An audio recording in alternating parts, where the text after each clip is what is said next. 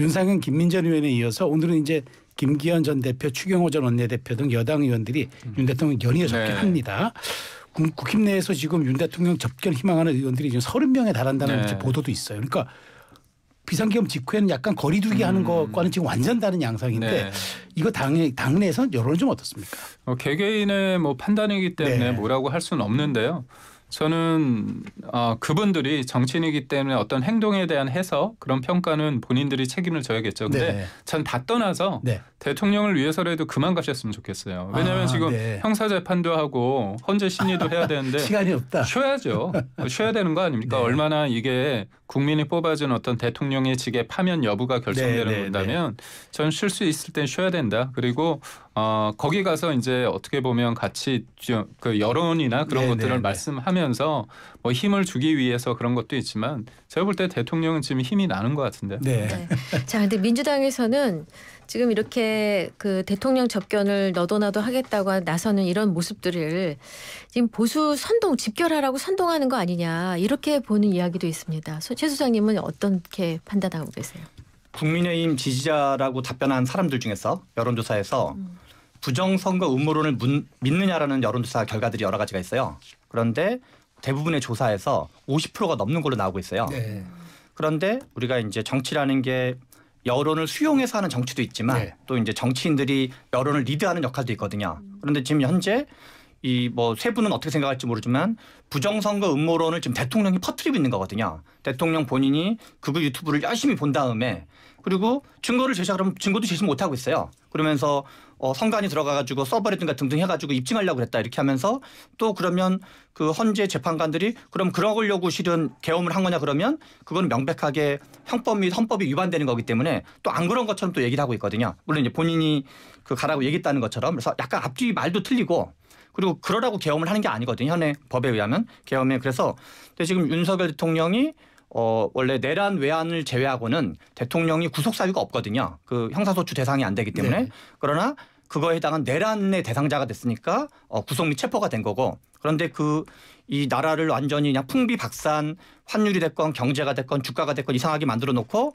반성하고 사죄하기는커녕 오히려 어떤 진영 간 갈등을 계속 일으키면서 일종의 이제 옥중 정치를 하고 있는 거죠. 지금 현재로서는. 그런데 저는 그게 지금 당장은 사람들이 여러 가지 한국 정치가 어느 정도 진영 정치가 돼 있으니까 당장은 보수가 결집하는 것처럼 보이지만 여러 가지 조사에서 중도층이라고 답변하는 사람들은 민주당의 정당 지지율이 10%포인트 이상씩 훨씬 더 높은 게 일반적이에요. 진보 보수를 다 제거하면.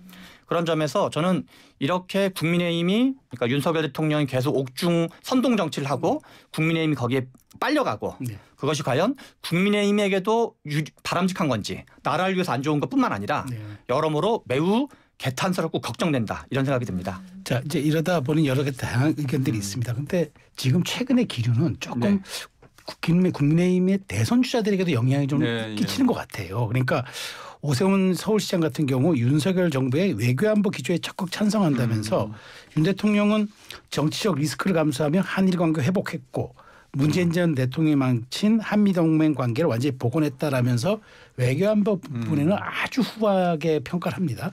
전략 의도가 있다고 보시나요? 그건 팩트이기 때문입니다. 뭐냐면 제3자 변제라는 게 있지 않았습니까? 강제징용 문제 해결하는 데 있어서 그때 민주당이 굉장히 반대를 했어요. 그런데 2018년인가요? 제가 알기로는 대법원 판결을 받은 그 피해자 가운데서 대부분이 그걸 수용을 했습니다. 저는 민주당이 한일 문제를 푸는 데 있어서는 무조건 뭔가 차선책을 하잖아요. 그러면 그걸 뒤엎어요. 위안부 문제도 그때 아베 총리가 사죄를 했습니다. 그리고 사죄의 뜻으로 어떻게 보면 우리 돈으로 100억 화해와 치유 재단을 만드는 데 있어서 100억을 냈죠. 근데 그거를 문재인 정부 들어서 사실상 폐기했습니다. 그래서 뭘 해결했죠? 해결하는 거 없습니다. 그분들은 돌아가고 계세요. 그러니까 결국 한일 관계에 대해서 과거를 무시하자는 게 아니라 과거를 딛고 미래를 가기 위해서 차선책을 선택하는 게 정치입니다. 근데 했던 게 뭡니까? 죽창가랑 토착 외교예요. 근데 문재인 대통령 대해서 굉장히 못했다고 평가를 받았는데 이재명 대표가 갑자기 윤석열 정부의 기조를 복붙해서 다시 대한민국 하면서 한일 관계, 그다음에 한미 동맹, 한미일 공조 이런 얘기를 하고 있어요. 그런데 미국 조야는 알고 있죠. 지금 탄핵 세력이 한미 동맹과 한미일 공조를 약화시킨다. 네. 그게 누구냐? 우리 한국계 미국인의 하원 의원이 얘기를 하고 있는 겁니다. 그러니까 결국 뭐냐면 저는 잘한 건 잘했다고 얘기를 하는 거예요. 저는 대통령과의 관계가 개인적으로 제가 있죠. 제가 기자 생활 20년 가까이 하다가 정치 선언 하기 전에 하자고 해서 했습니다. 네. 근데 계엄 이후에 많은 사람들이 저한테 그랬어요. 야 기흥아 너 그 카톡에 있는 투샷 대통령과 사진 내리는 게 어떻겠냐 그런 생각을 했어요. 저한테 얘기를 했을 때 제가 뭐라고 얘기했냐면 아니 내가 이거 부정한다고 되는 게 아니라 대통령과 저의 관계는 그렇다. 그렇기 때문에 나는 대통령이 잘한 거 있고 아쉬운 게 있으면 아쉬운 대로 가는 거다. 전 그렇게 생각을 합니다. 지금도 마찬가지예요. 그래야지 갑자기 뭐 제가 손절한다고 손절이 되나요? 그거 비겁한 겁니다. 그러니까 다 공의 받아들이고 평가를 하는 겁니다. 네. 오세훈 서울시장의 발언 어떻게 생각하세요? 최 소장님.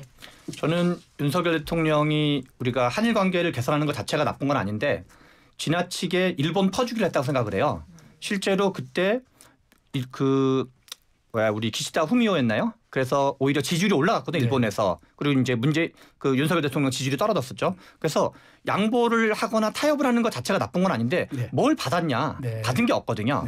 그리고 지금 최근에는 이렇게 뭐 중국 반중 여론을 막 윤석열 대통령이 앞장세우면서 한국은 이 지리적 조건 자체가 한미 동맹도 중요하고 한중일 협력도 아니 한미일 협력도 중요하고 실은 또 한편으로는 중국과 러시아도 중요하거든요. 우리나라 전체 수출의 4분의 1 또는 5분의 1이 중국이에요.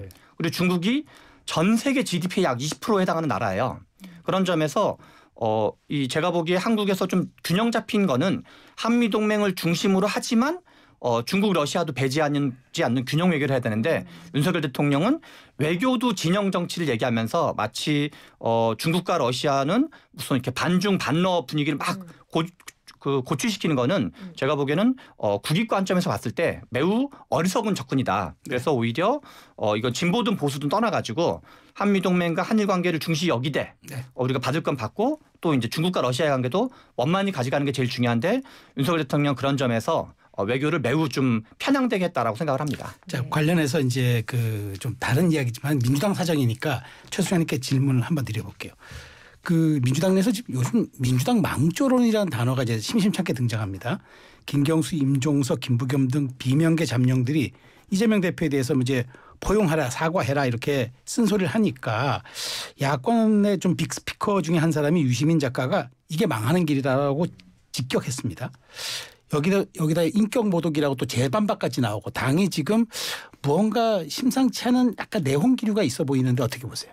그러니까 지금 민주당의 내용 기류가 있는 거는 제가 보기에는 꼭 나쁜 건 아니고요. 왜냐하면 이재명 대표 1국 체제라고 하는데 여러 가지 소위 비명이라고 불리는 사람들이 좀 다른 목소리를 내고 있는 거고 그게 오히려 민주당의 다양성을 보여주는 거고 그런 면에서 유시민 작가 한 명이 뭐 그런 얘기를 한다 그래서 갑자기 또 뭐가 망조가 되거나 그런 거는 전혀 아닌 거고 그리고 점점 대선이 다가오니까 아무래도 조기 대선이 열리게 되면 이재명 대표가 아닌 후보들도 뭔가 움직일 공간이 필요하거든요.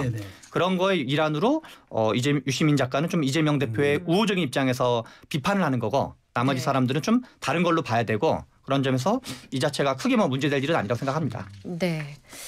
자, 근데 임종석 전 비서실장은 친명계에 대해서 아첨이라는 표현까지 썼거든요. 일부러 각을 세우는 건가요? 제가 볼 때 물이 들어왔죠. 물이 들어온 게 뭐 조기 대선 국면이라고 생각하는 걸 떠나서 이재명 대표의 사법 리스크는 흔들리지 않는 진실입니다. 그렇기 때문에 그거는 친명계 쪽에서도 아는 것 같아요. 그래서 왜냐? 전 유시민 작가의 등장을 봤을 때 지금 이재명 대표를 위해서 하는 거 아닙니다. 뭐냐면 이재명 대표가 사법 리스크 때문에 2심에서 항소심에서 유죄가 나오든 아니면 대법원 확정 판결이 나오든 흔들릴 거예요. 그렇다면 본인이 대선 주자가 될 수 있다고 생각합니다. 친명 좌장으로. 비명한테는 절대 안 줍니다. 왜냐하면 되게는 어려워요. 그렇지만 남 못되게 하는 거는 쉽습니다. 그런 측면에서 봤을 때 비명이 굉장히 횡재할 수 있는 상황을 만들지 않을 겁니다. 비명은 비명만 지르게 하려고 하는 것 같은데 그런 관점에서 봤을 때 유시민 작가의 욕심이 있습니다. 그렇기 때문에 저는 진짜 이재명 대표를 위해서 하는 말인데요. 유시민 작가 조심하십시오. 그렇군요.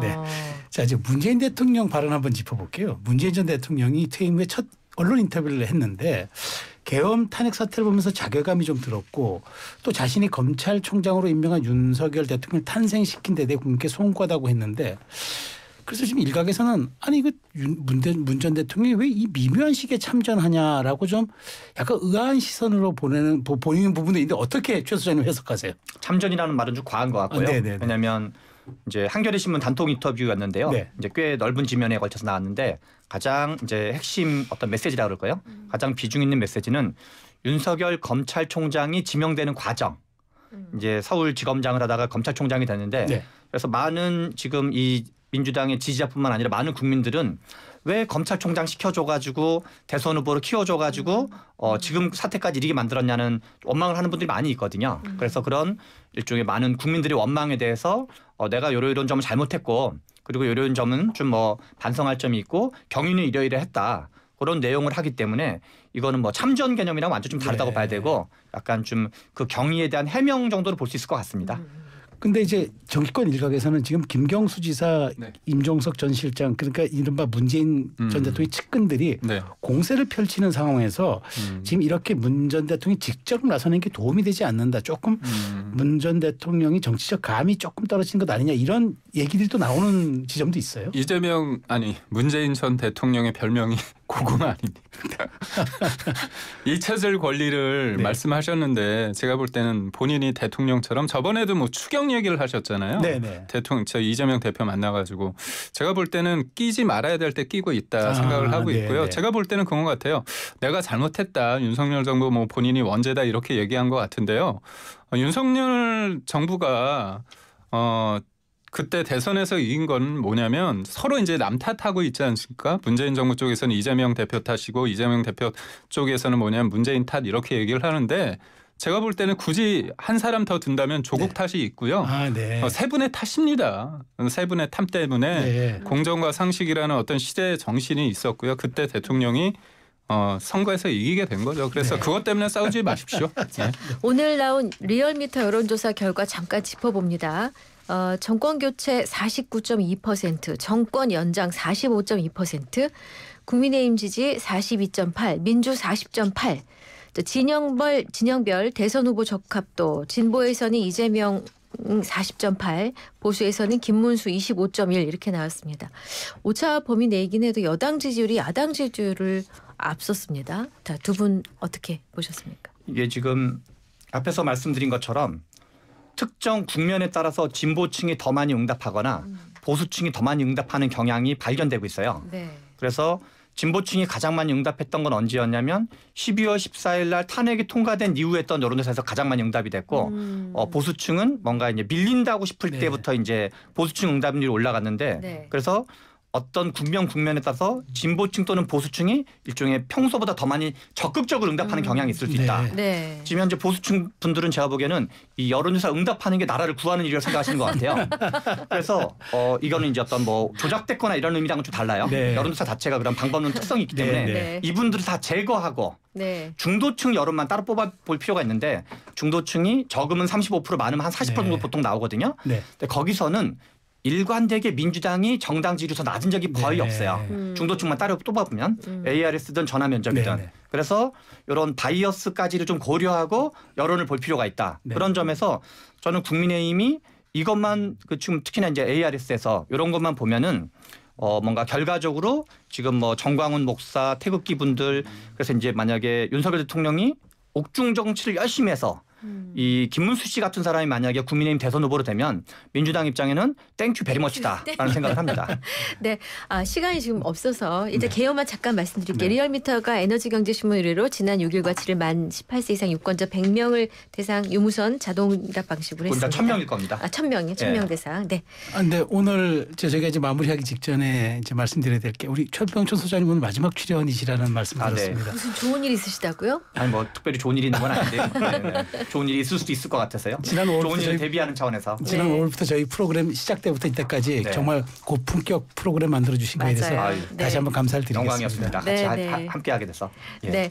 혹시 뭐 더 하실 말씀 끝 인사로 청취자 여러분께. 네. 한국 민주주의 발전을 위해서 열심히 노력하겠습니다.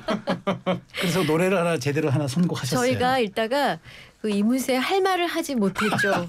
최 소장님 신청곡 이걸 전해드리도록 하겠습니다. 자, 오늘 두 분 김기현 국민의힘 대변인 최병천 신성장 경제연구소장과 함께했습니다. 소장님 고맙습니다. 감사합니다. 네, 네.